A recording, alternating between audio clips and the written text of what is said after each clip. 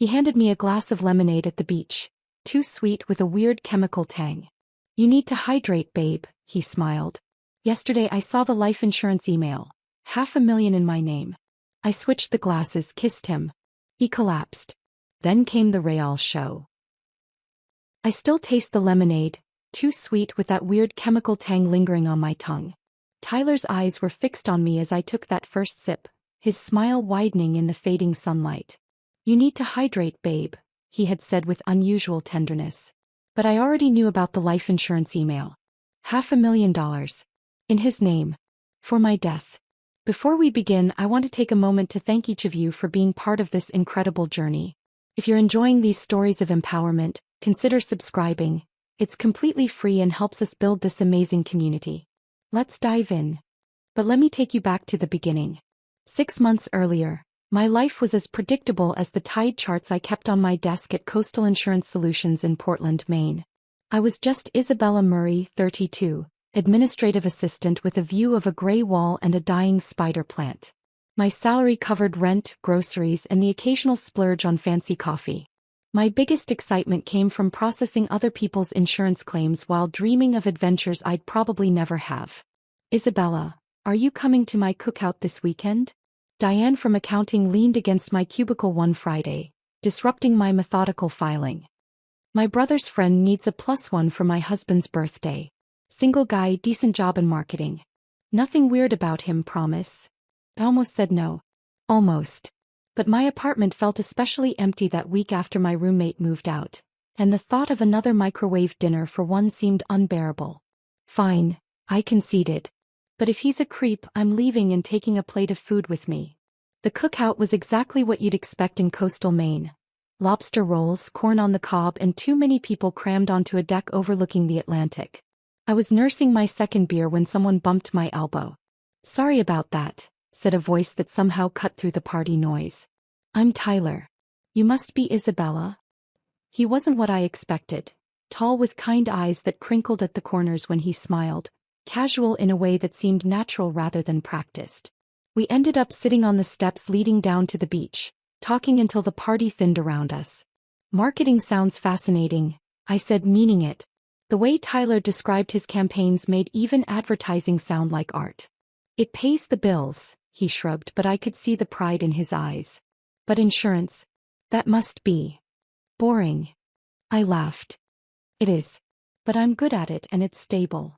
Stability is underrated, he said, clicking his bottle against mine. To stability and maybe a little adventure.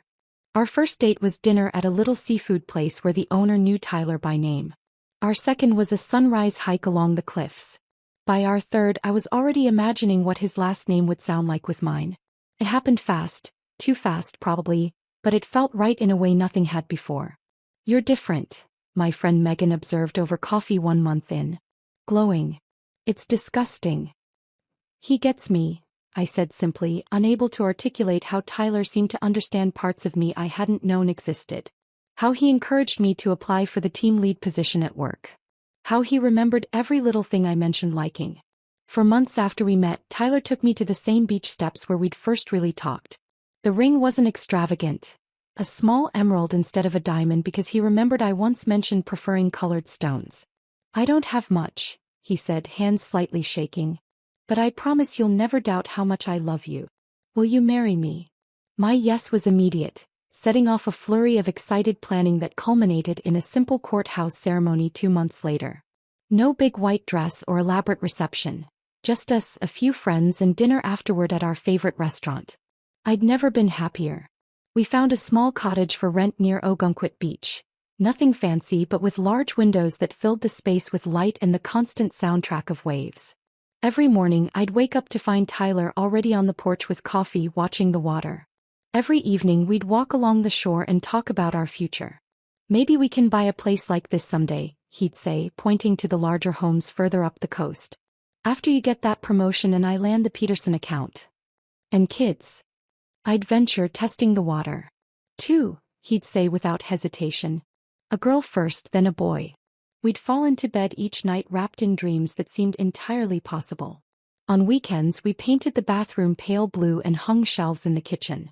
Tyler installed a porch swing where we'd sit wrapped in blankets, planning a future that seemed secure and bright. Then came the Tuesday when Tyler came home early, his face ashen. "They let me go," he said, sinking onto our second-hand couch. "Budget cuts. Effective immediately." I sat beside him and took his hand. "We'll figure it out. I just got that small raise and we have some savings." "It's my fault," he said, his voice hollow. "I mishandled the Reynolds campaign. They lost a major client because of me." "Everyone makes mistakes," I assured him, pushing away the flicker of concern about this being the first I'd heard of any problems. "You'll find something else." That night, I held him as he stared at the ceiling, his body tense beside mine. "I'll take care of us," he whispered in the dark. "I promise you won't regret marrying me." "I could never regret that," I said, meaning every word. The next morning, I made calls during my lunch break. Contacts from our wedding who might know of openings, friends in adjacent industries. Tyler spent the day updating his resume and seemed more cheerful by evening, kissing me deeply when I walked through the door. "My warrior wife," he called me, gratitude in his eyes. "Don't worry about anything. I've got some leads already." I believed him. Completely. Why wouldn't I? Love had made everything else so easy, surely it would carry us through this too. I increased my hours at work while Tyler networked and interviewed. We cut back on eating out, made coffee at home instead of stopping at cafes. Small sacrifices that brought us closer, I thought. "We're in this together," I told him each morning before leaving for work. And each night when I returned, "Any good news today?" His "not yet" began to sound practiced, but his kisses remained sweet, his embrace secure. 6 months into our marriage, I still felt like the luckiest woman alive, even with the strain of being our sole provider. Because Tyler was trying. Because we had each other. Because love was enough. Or so I believed until the day everything changed. The email arrived on a Tuesday morning, 2 months after Tyler lost his job. Subject line: "Congratulations on your promotion, Isabella." I stared at my computer screen, mouth slightly open. "Team lead. A 15% raise. Effective immediately." "You earned this," my manager said, squeezing my shoulder as she passed my desk. "Especially with all the extra hours you've been putting in." I practically floated home that evening, stopping to buy a bottle of champagne we couldn't really afford. Tyler would be thrilled. This was exactly what we needed. A financial boost while he continued his search. The cottage was dark when I arrived. No porch light. No delicious smells from the kitchen where Tyler had taken to preparing elaborate dinners. His way of contributing while unemployed. I found him in the bedroom staring at his laptop screen in the dark. "Tyler, I have amazing news." I flipped on the light. He blinked rapidly, closing his laptop with a snap. "Sorry, I lost track of time. Guess who's looking at the new team lead for claims processing?" I pulled out the champagne, my smile so wide it hurt. His congratulations seemed genuine, the warm hug, the proud kiss on my forehead. But something flashed behind his eyes. Something that looked uncomfortably like resentment. "We should celebrate," he said, recovering quickly. "I made some promising connections today anyway." But 3 months later, those promising connections had yielded nothing. Tyler's rejection pile grew while our savings account dwindled. The champagne bottle from my promotion night remained in our refrigerator, unopened. "I applied for the assistant manager position at the hardware store," Tyler mentioned one evening, voice flat. 40% less than what I was making before." "That's great," I said carefully, learning to navigate his fragile mood. "It's a foot in the door." "A foot in the door," he echoed, a bitter edge creeping into his voice. At 34. With a marketing degree and 8 years of experience. He didn't get the hardware store job. Or the one at the cell phone kiosk. Or the car dealership. Night after night, I'd wake to find his side of the bed empty, the blue glow of his laptop screen visible from the living room. "Just applying for jobs," he'd explain when I'd shuffled out in my robe. "Go back to sleep." But the jobs he mentioned never seemed to materialize into interviews. Meanwhile, strange charges started appearing on our shared credit card. Books about wilderness survival, a premium VPN subscription, a P.O. box rental I knew nothing about. Work-related expenses, he'd explain vaguely when questioned. Networking costs. You wouldn't understand the industry. Then came the questions about my job, not the usual, "How was your day?" but pointed inquiries about company policies, benefit structures, exactly how much life insurance Coastal provided to employees. Just trying to understand our safety net, he explained, kissing my temple. One of us needs to think about these things. 6 months after Tyler's job loss, I came home early with a migraine to find him on the phone in our bedroom, door closed. Yes, that's right, I heard him say, voice low and serious. The policy should be activated by now. I just need to confirm the payout details. He saw me in the doorway and ended the call abruptly. Telemarketer, he explained. You look awful. Why don't you lie down? I'll make you some tea. The tea tasted bitter. Unusually bitter. I dumped it down the sink when he left the room. That night, searching for aspirin in his nightstand, I found an unmarked orange prescription bottle tucked behind his socks. The pills inside were small and white, nothing I recognized. When I looked them up online later at work, I discovered they were powerful antidepressants, ones he had never mentioned being prescribed. Anything you want to talk about? I asked that evening, watching him push food around his plate. Like what? His tone was defensive. Like how you're feeling. Like why you might need medication. His fork clattered against the plate. You went through my things? I was looking for aspirin. I reached for his hand. Tyler, I'm worried about you. Don't be, he said, pulling away. I'm handling it. But he wasn't handling it. His mood swings worsened, sometimes excessively affectionate, other times absent and cold. He started complaining about stomach pains and insomnia. Once I caught him recording me with his phone while I was cooking. Just capturing memories, he said with a smile that didn't reach his eyes. Then came the beach invitations. Sunset picnics, early morning coffee on the sand. Always with some strange-tasting drink prepared just for me. Special recipe, he'd say. Packed with vitamins. After each outing, I'd experience mysterious symptoms. Dizziness, nausea, headaches that lasted for days. And each time Tyler was the attentive husband, insisting I rest while he handled everything. One afternoon while Tyler was supposedly at a job interview, I found myself alone in the cottage, staring at his closed laptop. I had never invaded his privacy before, had never wanted to.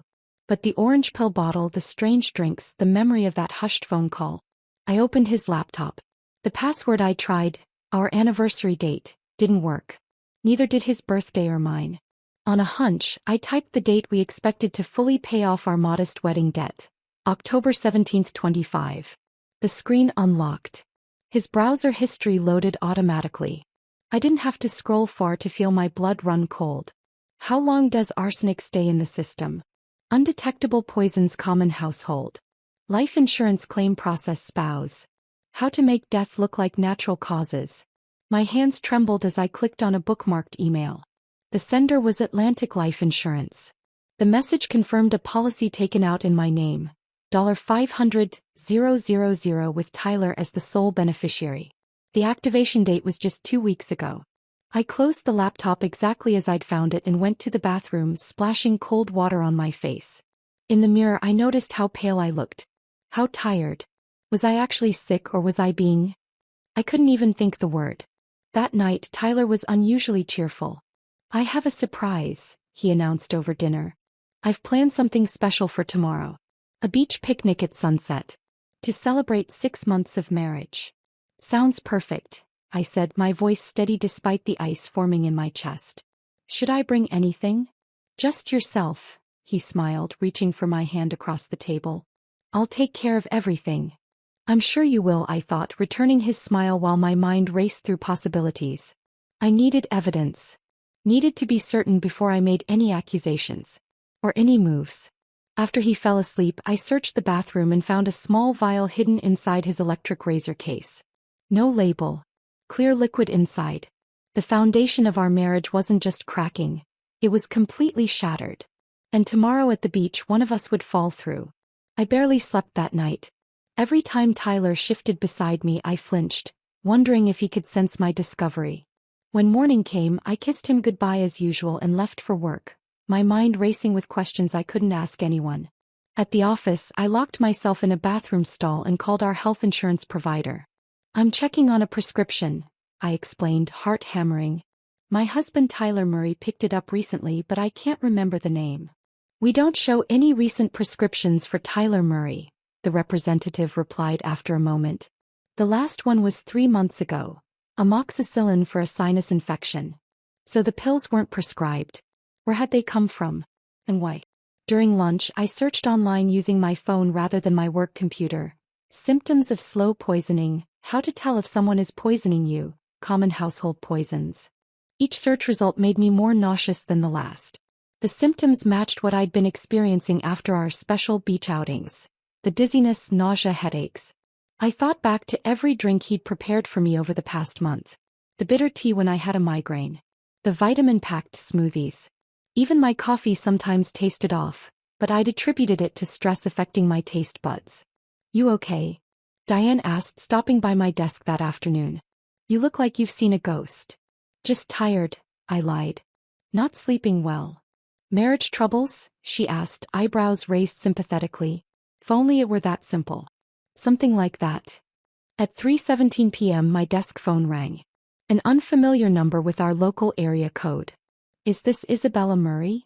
A man's voice, hushed and urgent. Yes, I answered cautiously. Who's calling? Listen carefully. I worked with Tyler at Meridian Marketing. My name's Mark. He doesn't know I'm calling you. My grip tightened on the receiver. What is this about? I can't say much. I probably shouldn't say anything at all. He paused, his breathing audible. Tyler wasn't let go because of budget cuts. Or because he mishandled the Reynolds campaign. My mouth went dry. Then why? Another long pause. Company funds went missing. Evidence pointed to Tyler. They were building a case for prosecution when he resigned. The room seemed to tilt sideways. Are you saying he stole money? I'm not saying anything officially. But Isabella. His voice dropped even lower. Be careful. Tyler isn't who you think he is. Check your financial accounts, your credit report. And don't eat or drink anything he gives you. The line went dead before I could respond. I sat motionless, staring at the phone. Part of me wanted to believe this was some cruel joke or a case of mistaken identity. But the warning aligned too perfectly with my own suspicions. By the time I left work, I had a plan. First stop, the bank. I withdrew $2,000 in cash from our joint savings account, leaving just enough to avoid suspicion. Then I visited our safe deposit box, removing my passport and birth certificate. At a different bank across town, I opened a new account in my name only. Next, I called my sister in California. Can I visit soon? I asked casually, aware that Tyler might check our phone records. I'm thinking next week. Of course, she answered, clearly surprised. Everything okay? Perfect, I lied. Just need a change of scenery. At the pharmacy, I purchased activated charcoal tablets, recommended online for certain types of poisoning, and a small digital camera that would fit in my purse. Then I drove home, rehearsing my normal routine, my normal expression, my normal kiss hello. Tyler was waiting with flowers. For my beautiful wife, he said, eyes crinkling with what looked like genuine affection. How had I never noticed the emptiness behind that smile? Thank you, I said, accepting them with appropriate enthusiasm. They're gorgeous. Don't forget about tomorrow, he reminded me. Our beach picnic at sunset. 6-month anniversary. I'm looking forward to it, I assured him, turning away to put the flowers in water so he wouldn't see my face. That night, I feigned a headache and went to bed early, leaving Tyler alone with his laptop. At 1 a.m., I crept silently to the living room, where he'd fallen asleep on the couch, computer still open beside him. This time I was more methodical in my search. I found emails confirming wire transfers to offshore accounts. Photos of me sleeping. A journal detailing symptoms I'd exhibited after consuming various substances. Most damning of all, a drafted letter to my parents expressing Tyler's shock and devastation at finding me unresponsive after a tragic accident. I documented everything with my phone camera, hands trembling so badly I had to retake several photos. Then I noticed an email from someone named Cynthia with the subject line when it's done. Once the insurance pays out, Tyler had written, we can finally be together properly. No more hiding. No more pretending with her. Cynthia's response was brief. Be careful. Make sure it looks natural. I can't wait to start our real life. The betrayal cut deeper than I imagined possible. Not just the murder plot but the affair. The complete fiction of our marriage. Had any of it been real? The proposal on the beach steps. The whispered plans for children. The tender moments that still haunted my memory. I quietly returned to our bedroom, my mind shifting from shock to calculated fury. Tomorrow's beach picnic wasn't just an anniversary celebration. It was to be my ending. The finale of Tyler's elaborate performance. In the morning, I called in sick to work for the first time in years. After Tyler left for his supposed job interview, I systematically searched the cottage. Under the bathroom sink behind cleaning supplies, I found a locked metal box. The key was on Tyler's keychain, but a bobby pin and online tutorial did the trick. Inside, various powders in labeled baggies. A small digital scale. Printed research on lethal dosages. And several vials like the one I'd found in his razor case, each containing clear liquid. I selected one vial and researched its contents using the local library's public computer. The description matched a tasteless, odorless compound that could cause cardiac arrest when combined with alcohol, mimicking a heart attack in otherwise healthy individuals. The perfect natural death. Before returning home, I stopped at a small pharmacy 2 towns over, purchasing several items with cash. My hands were steady now, my mind clear. If Tyler wanted a show, I'd give him one he'd never forget. As I prepared for our beach picnic, applying makeup with extra care, I caught myself humming. The fear had evaporated, replaced by icy determination. Tyler had taught me well over these months. How to smile while plotting, how to kiss someone you plan to betray. The vial from his toiletry bag sat in my purse, alongside my new purchases. My phone was fully charged, the camera ready. I'd even prepared a small surprise of my own for our special toast. Ready to go?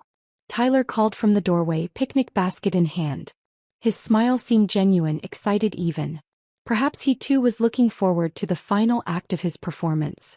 Ready, I confirmed, picking up my purse. More ready than he could possibly imagine. The drive to our favorite beach spot was oddly peaceful.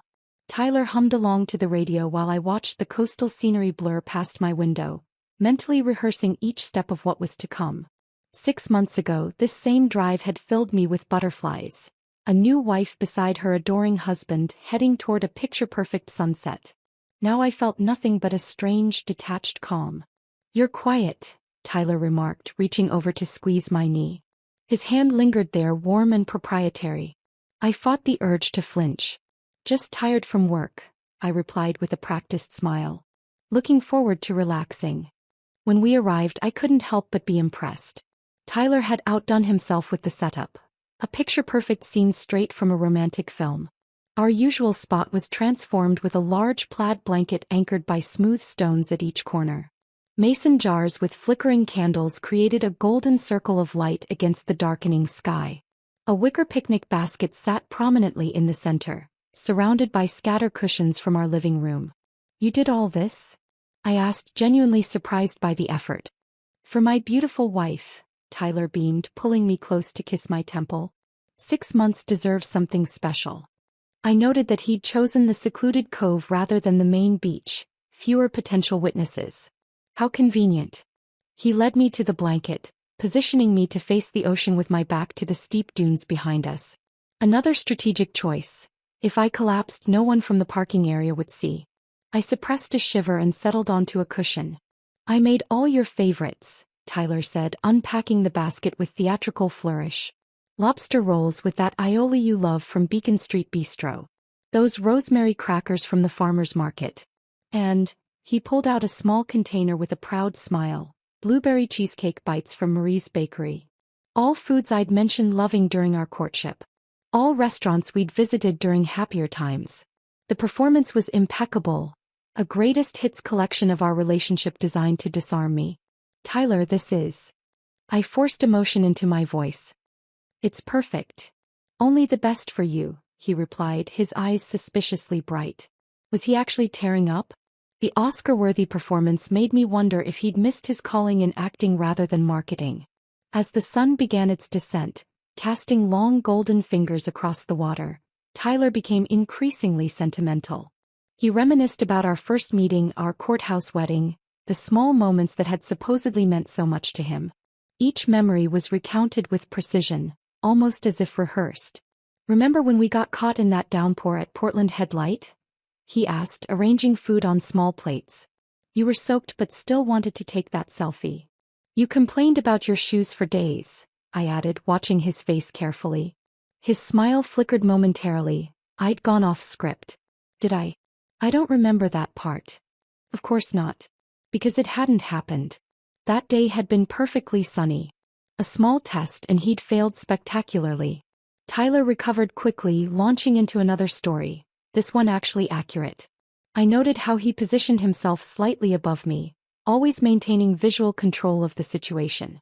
His eyes occasionally darted to the picnic basket where something remained unpacked.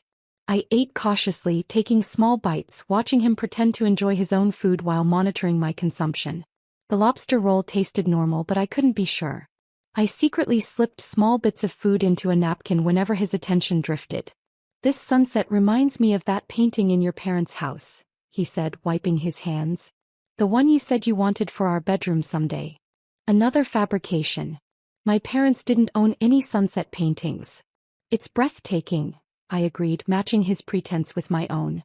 The tide was coming in, waves creeping closer to our blanket. Perfect timing. The rhythmic sound would mask any distress I might display later. Had he planned that too?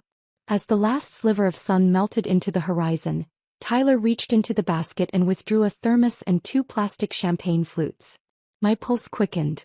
I've been saving something special, he announced, unscrewing the cap. Pink liquid poured into the glasses. Lemonade with a slight rosy tint. Strawberry lemonade with a twist. My own recipe. He handed me a glass, his fingers brushing mine deliberately. I detected a faint, unusual odor, something chemical beneath the strawberry sweetness. Aren't you going to try it? He prompted when I merely held the glass. I made it just for you. I thought we could toast first, I suggested, raising my glass slightly. To 6 wonderful months. Tyler nodded, pleased. To us. To our future. His enthusiasm was chilling. The eagerness of someone who knew this future would be measured in minutes, not years. Actually, I said, lowering my glass, I forgot to show you something. I reached into my purse and removed the small pharmacy bag I'd prepared. Look what I found at that boutique you like. Tyler frowned, momentarily confused by the deviation from his plan. As he leaned forward to see, eyes locked on the bag, I moved with practiced efficiency. One smooth motion, that's all it took to switch our glasses. My untouched lemonade for his. Just a little anniversary surprise for later, I explained, returning the bag to my purse. His frown dissolved into that practiced smile. You're full of surprises lately, he said, raising his glass again. To us. To getting exactly what we deserve, I responded, meeting his eyes steadily. We clinked glasses. I pretended to sip while watching him drink deeply, thirsty after his performance. The satisfaction in his eyes was unmistakable. Mission accomplished in his mind. The pink liquid disappeared down his throat as the last light faded from the sky. That's delicious, I lied, setting my mostly full glass aside. The perfect end to a perfect evening. Tyler nodded, draining his glass entirely. You need to hydrate, babe, he insisted, already reaching for the thermos. Have some more. I waved him off. Maybe in a bit. Let's enjoy this view first. Little did he know, we were about to witness very different finales to the evening he'd so carefully planned. We sat watching the waves for several minutes, the sound of the surf filling the silence between us. Tyler checked his watch repeatedly, a slight frown creasing his forehead.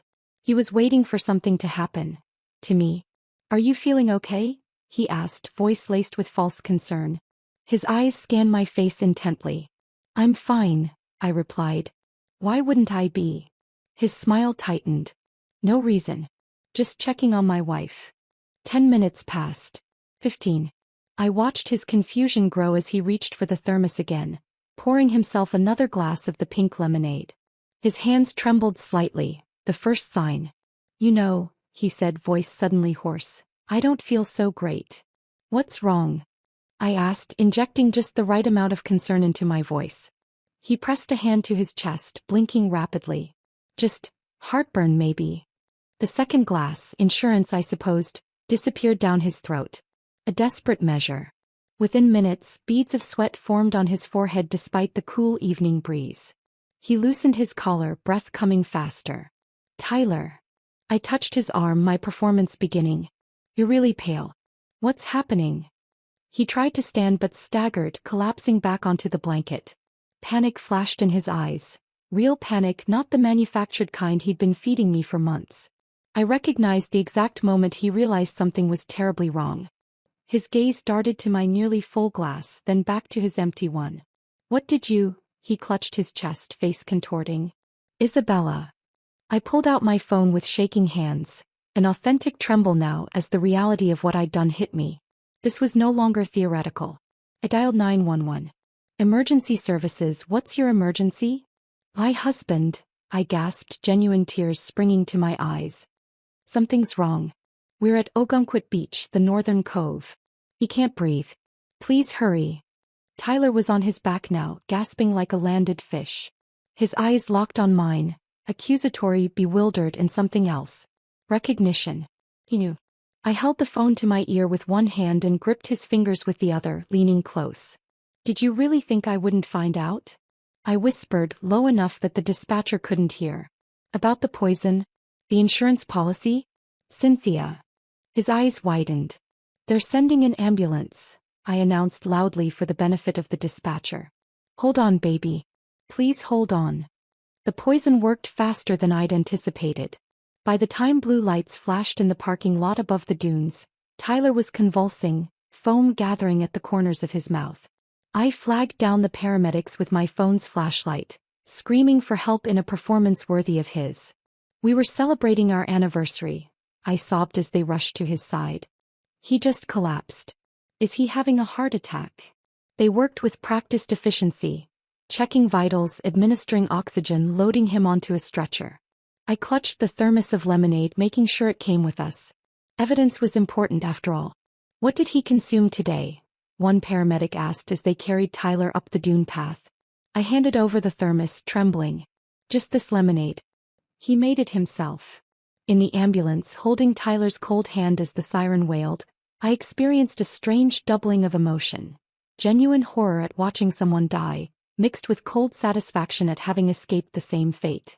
His eyes remained fixed on mine until they rolled back, his body jerking one final time before going completely still. We're losing him, a paramedic shouted. They diverted to the hospital anyway, performing CPR in a futile rhythm that continued through the emergency entrance and down sterile corridors. I was directed to a small waiting room where a police officer eventually found me, hunched over and hollow-eyed. Mrs. Murray? I'm Officer Daniels. I'm so sorry about your husband. The past tense confirmed what I already knew. I collapsed into renewed sobs, my body shaking with the emotional release of the past 72 hours. Can you tell me what happened today? He asked gently when my crying subsided. I recounted the anniversary picnic, the special lemonade Tyler had prepared, his sudden collapse. The perfect portrait of a devastated widow. We'll need to run some tests, Officer Daniels explained. Standard procedure when there's an unexpected death. Of course, I whispered. Whatever you need. While hospital staff collected samples from the thermos, police officers accompanied me home to gather Tyler's medical information. I directed them to his laptop, for his medical history, knowing exactly what they would find. 3 days later, Detective Simmons sat across from me at our kitchen table, a folder open between us. Mrs. Murray, I'm afraid we've discovered some disturbing information. Her tone was careful, measuring my reaction. Your husband's laptop contained evidence suggesting he was planning to, she paused, searching for gentle words, harm you. I widened my eyes in shock. What? There were searches about poisons, detailed notes about symptoms you'd been experiencing, and documents regarding a substantial life insurance policy. My hand flew to my mouth. That's impossible. The toxicology report showed significant levels of thallium in the lemonade, she continued. The same substance we found traces of in your hairbrush and coffee mug. He'd been poisoning you slowly. I don't understand, I whispered, the grief in my voice now tinged with horror. Why would he? We've also uncovered evidence of embezzlement from his former employer. Over $300,000 missing. And communication with a woman named Cynthia Winters planning to leave the country using your insurance payout. I let this information wash over me, crafting my reaction as carefully as Tyler had once crafted his lies. I can't believe this is happening, I murmured. The man I married. Detective Simmons reached across the table, patting my hand. The evidence suggests he accidentally consumed the poison meant for you. Perhaps mixed up the glasses. I nodded slowly, tears spilling down my cheeks. He insisted I drink that lemonade. I just wasn't thirsty. 2 weeks later, after the funeral no one attended and the investigations concluded with accidental self-poisoning, I stood in our empty cottage, boxes packed for my move to California. The ocean that had witnessed our beginning and end roared outside, indifferent to human dramas. Tyler's plan had been meticulous, except for the possibility that I might be equally calculating. In his personal files, police found offshore accounts, fake identities and airplane tickets for two to Belize, dated for 3 days after our beach picnic. My death had been scheduled with the precision of a business transaction. As I locked the cottage door for the final time, I felt neither triumph nor crushing guilt, just a hollow ache where love had once resided and the quiet determination to reclaim my life from the ashes of deception. Some nights I still taste that lemonade, too sweet with a weird chemical tang. But the dreams of Tyler's face as realization dawned are growing less frequent. The insurance company is investigating his death, of course, but with the evidence of his plot mounted against him, they won't find me at fault. The beach where it happened remains beautiful despite its darker memory. Perhaps that's the lesson in all this, that beauty and treachery can exist in the same space, that trust and betrayal can wear the same smile, that survival sometimes requires becoming the monster you never wanted to be. I'm learning to live with these contradictions as I rebuild my life one careful step at a time, drinking only from glasses I've poured myself.